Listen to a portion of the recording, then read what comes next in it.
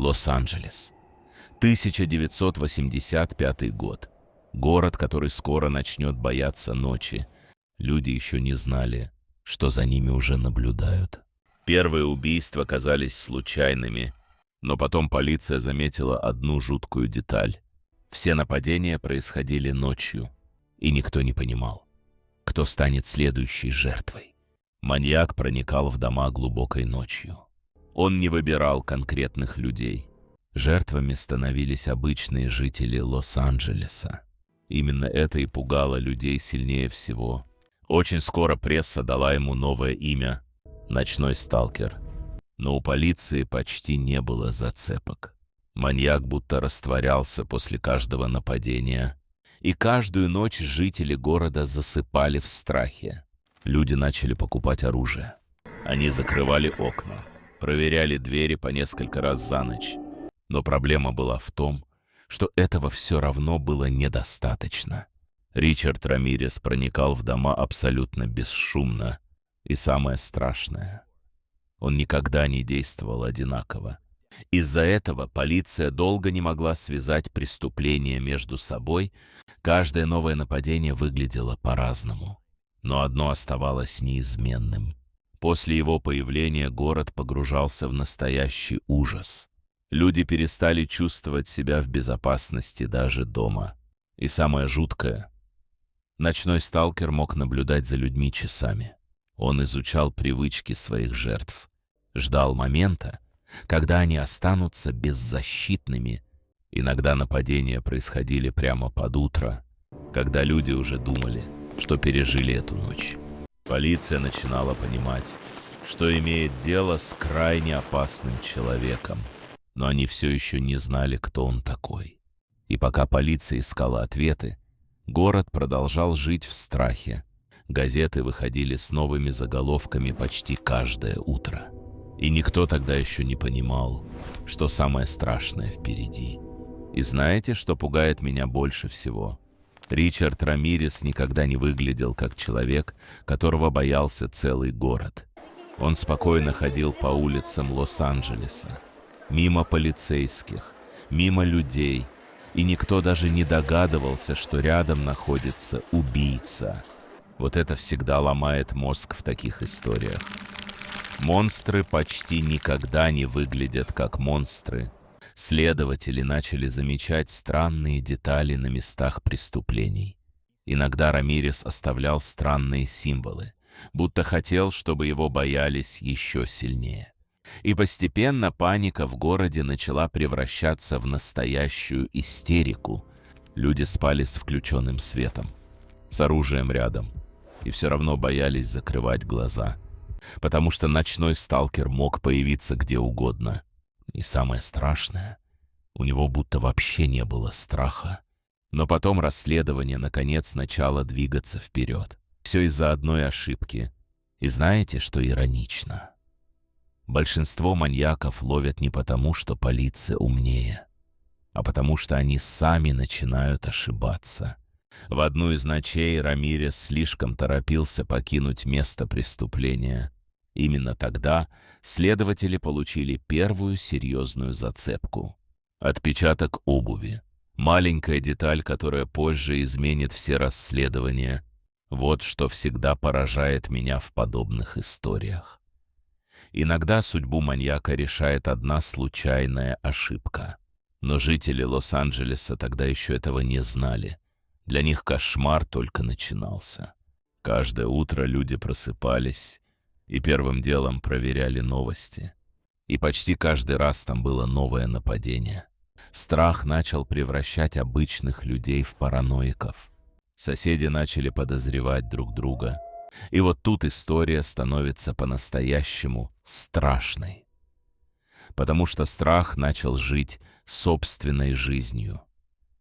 Люди боялись открывать двери, боялись темных улиц, боялись даже обычных шорохов ночью. И знаете, что самое жуткое?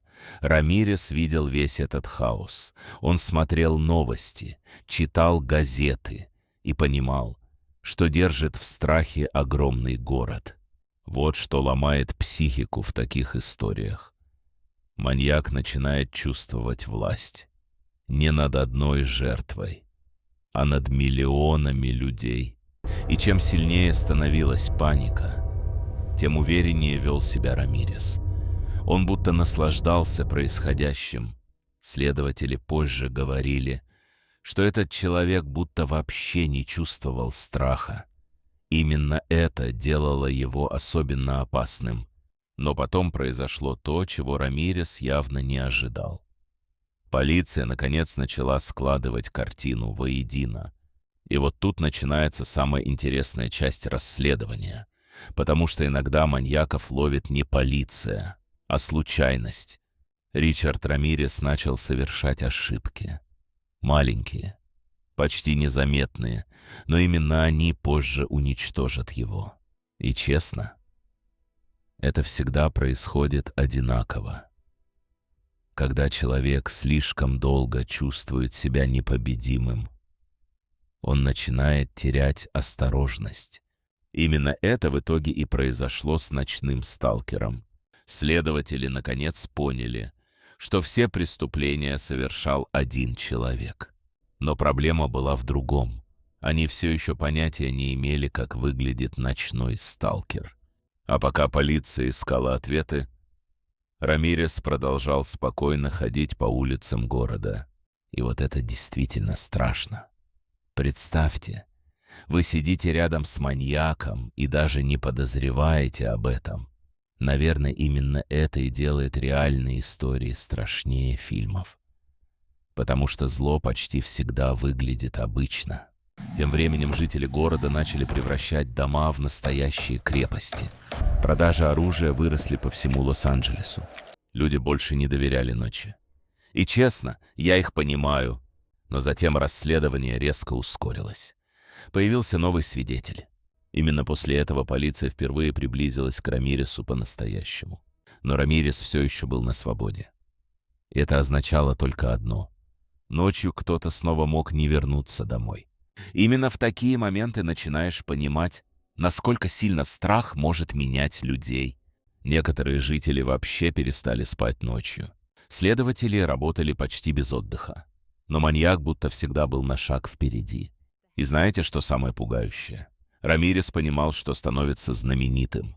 Его имя звучало в новостях каждый день. И постепенно это начало менять самого Рамиреса. Он становился все более самоуверенным. А самоуверенность — это именно то, что чаще всего губит подобных людей. Потому что рано или поздно они начинают чувствовать себя неприкасаемыми. И именно тогда расследование делает самый важный шаг вперед. Следователи, наконец, получили описание подозреваемого. И впервые за долгое время у них появилась надежда. Но проблема была в том, что Рамирес уже успел напугать весь город. Страх начал превращать обычных людей в параноиков. Вот что делает паника. Она превращает любой силуэт в угрозу. Тем временем полиция распространяла фоторобот по всему Лос-Анджелесу. И именно тогда Рамирес совершил еще одну ошибку, самую опасную. Он продолжал спокойно появляться в общественных местах. Будто вообще не верил, что его могут поймать. И честно, именно самоуверенность чаще всего уничтожает таких людей. Однажды утром несколько людей внезапно узнали его лицо, и в этот момент история резко изменилась. Потому что охотник впервые сам стал жертвой. Рамирес понял, что его узнали, и впервые за все время он начал паниковать. Вот это всегда самый странный момент в подобных историях. Человек, которого боялся весь город, сам начинает бояться. Люди начали преследовать его прямо на улице. И честно, это выглядело почти нереально. Маньяка ловила не полиция. Его ловил сам город. Рамирес пытался спрятаться в магазинах. Но люди уже знали его лицо. И вот тут происходит самое ироничное. Человек, который месяцами держал город в страхе, теперь сам бежал от толпы. В какой-то момент люди догнали его. Именно так закончилась история ночного сталкера. Не в темном переулке, не во время перестрелки, а посреди обычной улицы. Когда полиция наконец арестовала Рамиреса, город буквально выдохнул. Но самое жуткое началось после ареста. В суде Рамирес выглядел абсолютно спокойным. Именно это пугало людей сильнее всего. Он улыбался камерам, будто это было шоу. И самое странное, у него появились фанатки. Да, это реальная история. Некоторые женщины присылали ему любовные письма. И вот это, честно, пугает меня не меньше самих преступлений. Рамирес наслаждался вниманием. Но в итоге Ричард Рамирес получил пожизненный срок. Именно там закончилась история ночного сталкера. Но страх, который он оставил после себя, люди помнили еще много лет. Потому что самые страшные монстры иногда выглядят как обычные люди. Если тебе нравятся реальные жуткие истории, загадочные расследования и самые странные нераскрытые дела, подписывайся на канал. Здесь ты увидишь истории, которые звучат как фильмы ужасов, но происходили в реальности. Впереди еще много таинственных исчезновений, маньяков и расследований, которые до сих пор пугают людей по всему миру.